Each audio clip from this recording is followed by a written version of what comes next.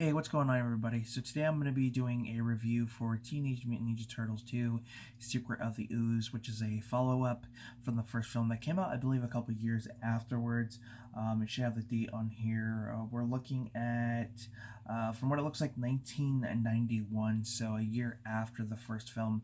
And in this film, we see the return of Shredder. He decides to use some of the ooze that created the turtles to create two creature-like monsters to take on the turtles and exact his revenge for what they did to him in the first movie. And the turtles, are looking for a new place to find since their old camp was, their old location was demolished and things like that. And in that process, they're staying with April, and the turtles get a little brief history about this company that has this chemical, this ooze-like chemical, is which plays a big part of creating the turtles and of course giving Master Splinter, the ability to speak and grow to a human-like, um, the human-like size. So I thought that was pretty cool, and it also, throughout the film, there's this company, that same company that they discuss. I do believe they try to get rid of it, or at least what's left, and the Shredder wants to take whatever he can that's left to create these creatures. And the story is decent for what it is. Now, I do believe there were parents, like behind the scenes, there were parents who were complaining about how dark the first movie was.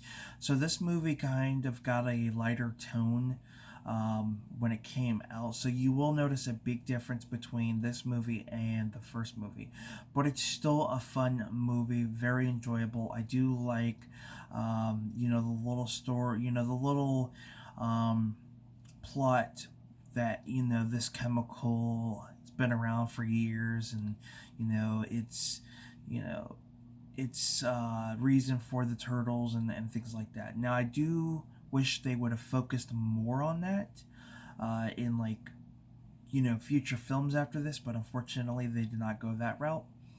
And um, I do like, the characters were introduced to, like, I believe the character's name is Kano.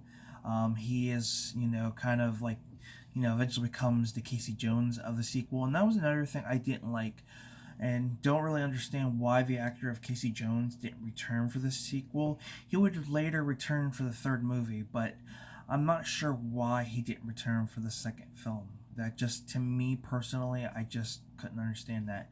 But, for what it is, it's pretty decent. Again, it's a lighter tone from the first movie, but it still has that enjoyment and it's still pretty entertaining. So I wish I could say more about the film. But with that being said, that's my review for Teenage Mutant Ninja Turtles 2: Secret of the Ooze.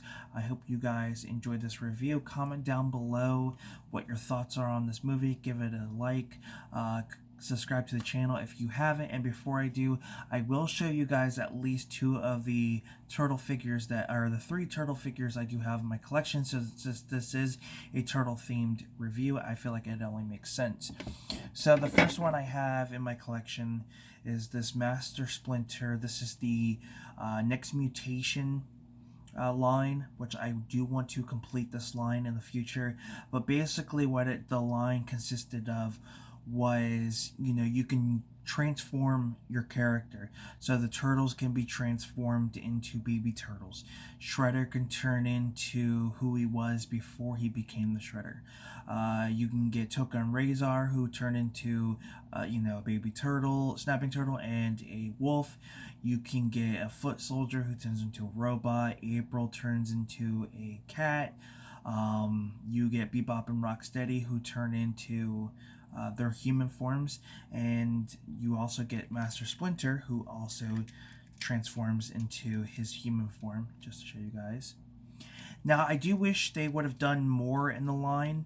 I wish they would have done a Krang, a Casey Jones, a Dr. Baxter Stockman. I feel like would have been a really good one. So they could have done more, and they did a few lines. I think the 2003 Turtles toy line did the same thing with a couple of the turtles. So I have that Master Splinter, and then I have Casey Jones, which doesn't include all his accessories. It just includes the golf club case and a broken bat. So really cool. And then we have one of my personal favorites and one that I've been wanting to have for the longest time. Just get some dust off of this, but we've got Super Shredder, which needs a clean. These figures, when they're out for so long, they eventually get like the sticky residue, which from what I've been told is like a coating on the figures themselves when they were made, and over time it'll eventually, they'll get sticky. But yeah, so those are the little turtle figures I have in my collection. I do plan to grow more. Like I'm looking for a standard Shredder, Bebop Rocksteady, Dr.